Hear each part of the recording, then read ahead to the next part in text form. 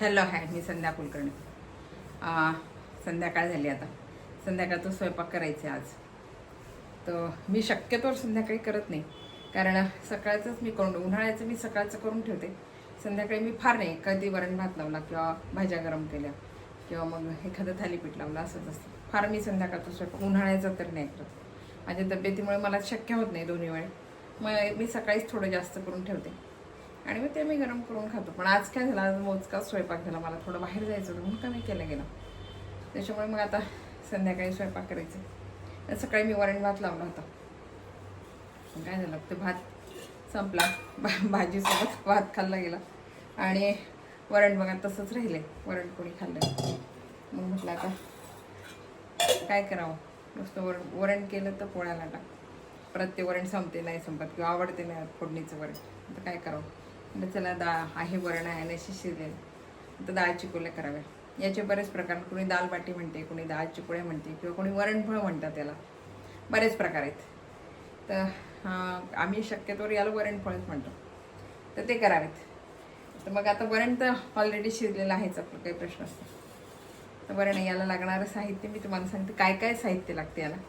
हे बघा, वरण आहे आणि टमाटा मी छान बारीक चिरून घेतलेला टमाटा आहे, कांदा आहे आणि हे लाल तिखट आहे, हळद आहे आणि लसण मी छान बारीक तुकडे करून घेतले लसण आहे आणि हे आमचूर पावडर आहे, ही मोहरी आहे आणि ही कसुरी मेथी आहे आणि ही धने पावडर आहे. याला लागणारं साहित्य एवढेच आहे. आता हे कसं करायचं तुम्हाला दाखवते. आधीने मी कणिक भिजवून घेते खरं म्हणजे, कारण हे जर भिजवून घेतलं ना आधीत मग हे छान मुरल आणि मग आपलं तोपर्यंत आपली डाळीला फोडणी दिल्या जाईल. म्हणून आधी छान भिजवून घेते. आता याच्यामध्ये बघा मी मसाले टाकते सगळे. सुरुवातीला मीठ घालते,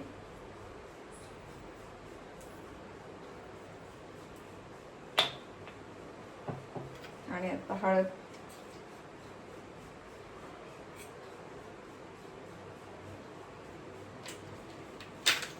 आणि तिखट.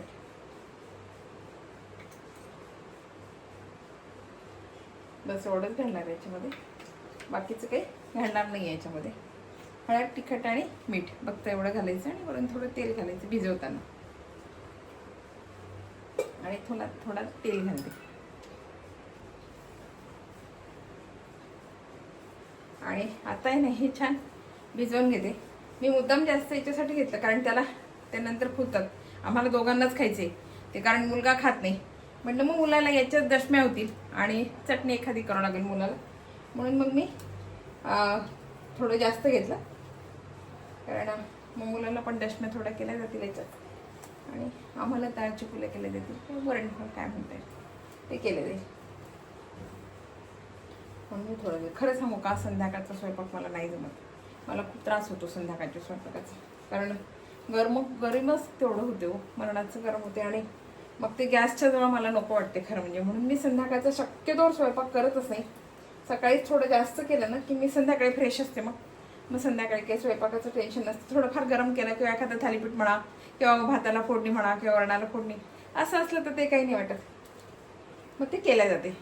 पण मग ह्याचा सगळा सागरसंगीत स्वयंपाक असला ना की मग तिथे उभं राहूनच करावं लागते आणि त्याचा त्रास होतो. उन्हाळ्याचा त्रास होतो. माझ्या तब्येतीचा इश्यू आहे थोडा, त्याच्यामुळे जास्त त्रास होतो मला. मग ते सकाळी इतक्या वेळ, संध्याकाळी इतक्या वेळेस नाही.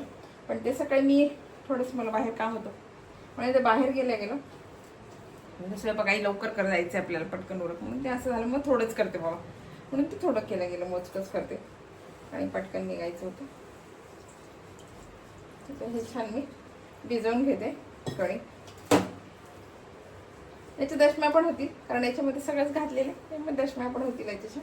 मग त्याला दशम्या केल्या जातील आणि आम्हाला डाळ चिकोल्या केल्या जातील. असं असलं ना की मग संध्याकाळी काय करावं मोठा प्रश्न पडलेला असतो. आता ते उरलेलं पण आहे थोडंसंच असेल, मग ते असं काय करावं असं होतं. त्याच्यामध्ये दशम्यामध्ये वरण टाकूनही दशम्या झाल्या असते सगळ्यांच्या, पण मग परत ते यांना पातळ लागते काहीतरी, म्हणून मग काहीतरी करावं लागलं असतं. त्याला कसं चटणीत भागून द्यायचं त्याचं, म्हणून चटणी. आणि आपल्याला वरण मग डाळ चिकोल्या कराव्या. छान नाही हे घट्ट भिजून घ्यायचं थोडंसं असं सैल नाही भिजवायचं, जरासं घट्ट भिजवायचं, थोडंसं मुरू द्यायचं.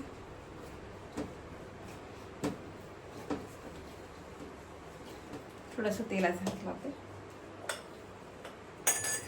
सुरुवातीला टाकले मी थोडं आता आपण कणिक भिजवतो ना तसंच भिजवून घ्यायचं छान, पण थोडंसं घट्ट भिजवायचं. बघा छान माझा गोळा हा भिजून गेला. आता बघा तेल छान तापले, मोहरी घालते.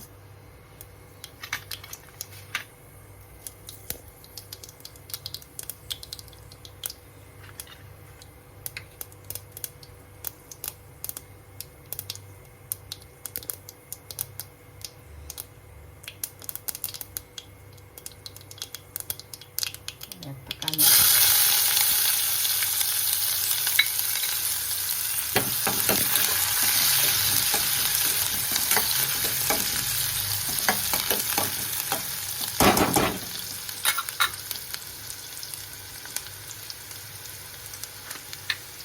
लसूण घातलं.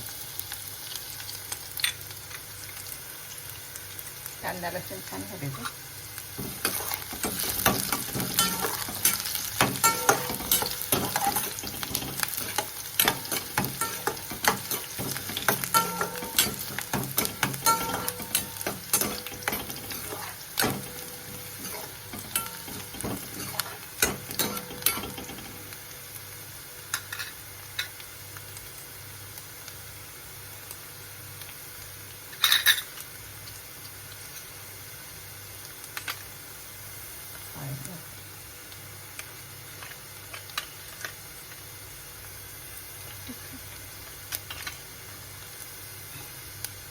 आणि थोडी धना पावडर घातली एक चमचा.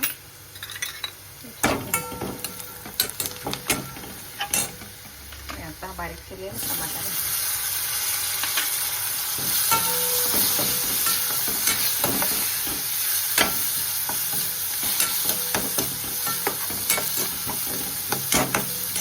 शिजू देते.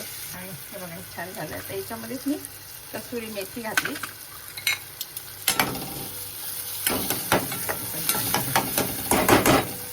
आणि आता याच्यामध्ये वरण आहे ना, वरण सगळं घालून देते.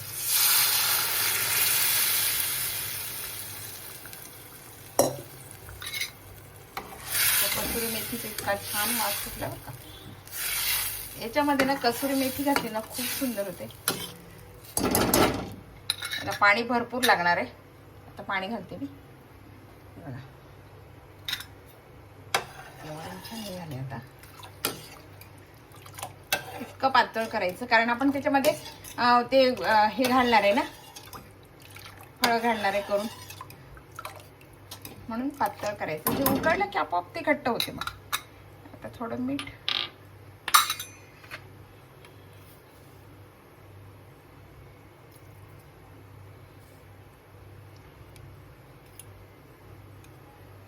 आणि ना थोडी आमचूर पावडर घातली मी याच्यामध्ये, आणि थोडी साखर. ऑप्शनल आहे, तुम्हाला आमचूर पावडर आणि साखर घालायची असली तर घाला, नाही घातली तरी चालेल. आमच्याकडे थोडंसं गोड आंबट लागते म्हणून मी बाकीचं नाही घालते ना, आमचूर पावडर घातली.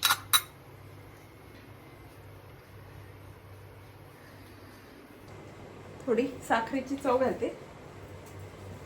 गुळ साखर काही पण घाला.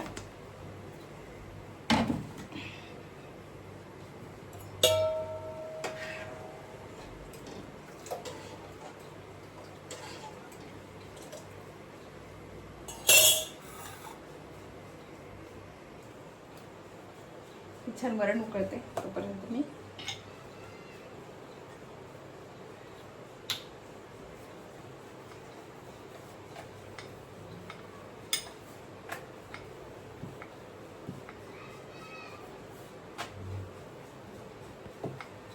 फार पातळ नाही, फार जाड नाही, अशी लाटायची.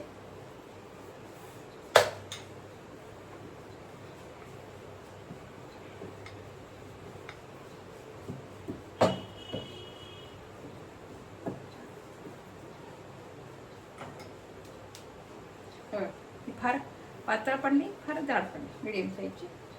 पोळी लाटायची आणि हिला जसं पाहिजे साखर आपण द्यायची.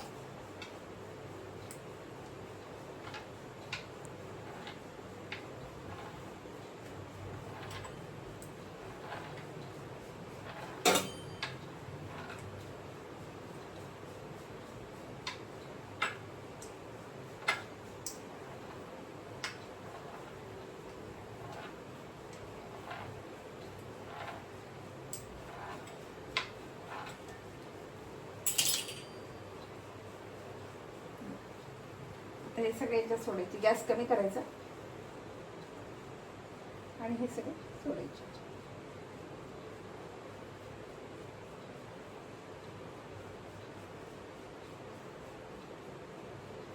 याला ना शिजायला खरं म्हणजे हे शिजायला पाणी जास्त लागते.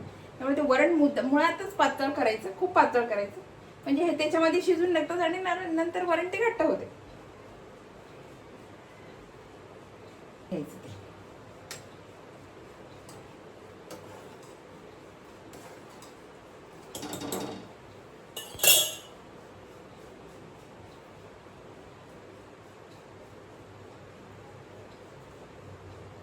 बघा.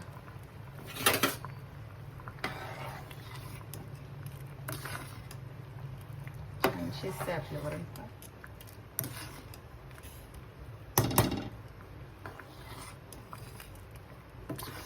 तुम्हाला पाहिजे थोडं आकारले चौकोन केलं छान खरपायचं.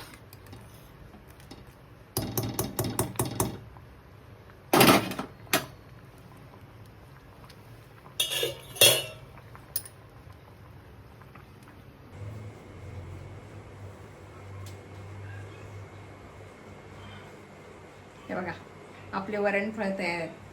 हे वरणफळाची रेसिपी तुम्हाला आवडली का? आवडली तर लाईक शेअर सबस्क्राईब करा बरं का. मला अशा नवीन नवीन व्हिडिओ तुम्हाला बघायला मिळतील. Bye bye.